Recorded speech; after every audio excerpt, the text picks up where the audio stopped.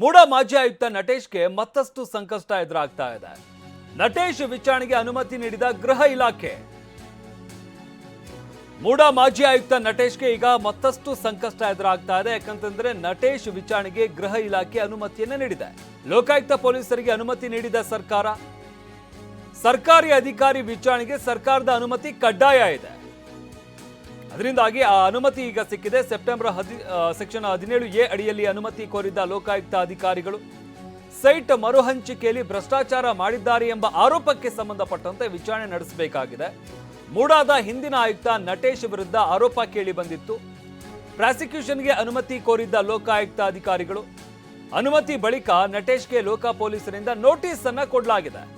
ಸರ್ಕಾರ ಅನುಮತಿ ನೀಡ್ತಾ ಇದ್ದ ಹಾಗೇನೆ ಲೋಕಾಯುಕ್ತ ಅಧಿಕಾರಿಗಳು ನೋಟಿಸ್ ಅನ್ನ ಕೂಡ ಕೊಟ್ಟಿದ್ದಾರೆ. ನಟೇಶ್ಗೆ ಮುಂದಿನ ವಾರ ವಿಚಾರಣೆಗೆ ಹಾಜರಾಗೋದಕ್ಕೆ ನೋಟಿಸ್ ಅನ್ನ ಜಾರಿಗೊಳಿಸಲಾಗಿದೆ.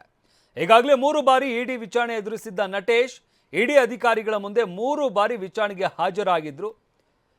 ಈಗ ಗೃಹ ಇಲಾಖೆ ಕೂಡ ಅನುಮತಿಯನ್ನ ನೀಡಿದೆ. ಈ ಬಗ್ಗೆ ಮತ್ತಷ್ಟು ಮಾಹಿತಿ ನೀಡ್ತಾರೆ ನಮ್ಮ ಪ್ರತಿನಿಧಿ ಶಿವಪ್ರಸಾದ್. ಮೂಡ ಮಾಜಿ ಆಯುಕ್ತರಿಗೆ ಈಗ ಮತ್ತಷ್ಟು ಸಂಕಷ್ಟ ಎದುರಾಗ್ತಿದೆ ಅಂತಾನೆ ಹೇಳಬಹುದಾಗುತ್ತೆ. ಸದ್ಯಕ್ಕೆ ಸರ್ಕಾರ ಅನುಮತಿ ಕೊಟ್ಟಿರೋದ್ರಿಂದಾಗಿ ಮತ್ತೆ ಏನೆಲ್ಲ ಸಂಕಷ್ಟಗಳು ಎದುರಾಗುತ್ತೆ ನಟೇಶ್ಗೆ?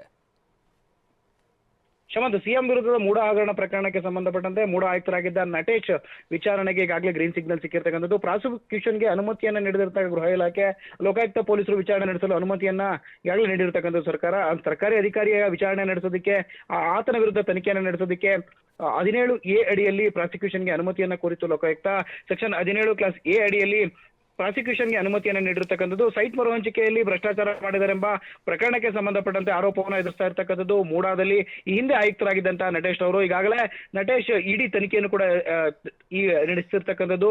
ಇಡಿ ಅಧಿಕಾರಿಗಳ ಮುಂದೆ ಕೂಡ ವಿಚಾರಣೆಗೆ ನಟೇಶ್ ಹಾಜರಾಗಿದ್ರು. ಆ ಬಳಿಕ ಈಗಾಗಲೇ ಲೋಕಾಯುಕ್ತ ಪೊಲೀಸರು ಕೂಡ ಪ್ರಕರಣಕ್ಕೆ ಸಂಬಂಧಪಟ್ಟಂತೆ ತನಿಖೆಯನ್ನು ನಡೆಸಬೇಕಿರ್ತಕ್ಕಂಥ ಹಿನ್ನೆಲೆಯಲ್ಲಿ ಅವ್ರಿಗೂ ಕೂಡ ನೋಟಿಸ್ ಅನ್ನು ಜಾರಿ ಮಾಡ್ಕೊಳ್ಬೇಕಾಗುತ್ತೆ. ತದನಂತರದಲ್ಲಿ ಆ ನೋಟಿಸ್ಗೆ ನಟೇಶ್ ಅವರು ಕೂಡ ಲೋಕಾಯುಕ್ತ ಪೊಲೀಸರ ಮುಂದೆ ಹಾಜರಾಗಿ ವಿಚಾರಣೆಯನ್ನು ಎದುರಿಸಬೇಕು, ಹೇಳಿಕೆಯನ್ನು ಕೂಡ ದಾಖಲಿಸಿಕೊಳ್ಬೇಕಿದೆ.